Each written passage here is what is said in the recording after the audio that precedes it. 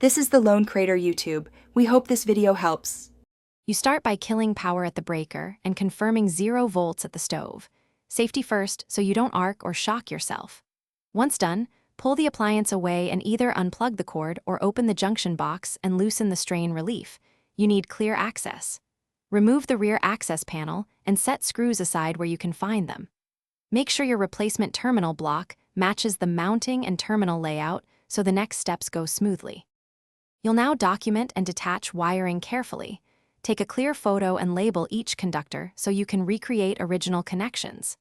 Next, loosen every terminal screw and withdraw the wires, taking note of any ferrules or damaged insulation for replacement.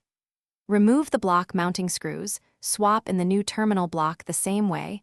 Orientation matters. Then seat each labeled conductor under its matching terminal. Tighten screws snugly, but don't over-torque. A loose connection causes heat, and an over-torqued screw. Once the new block is tightened and the strain relief holds the cord, replace the access panel and reattach the stove to its position. You can restore power and test each function one at a time. Watch for sparks, loose heating, or burning smells. If something misbehaves, cut power immediately.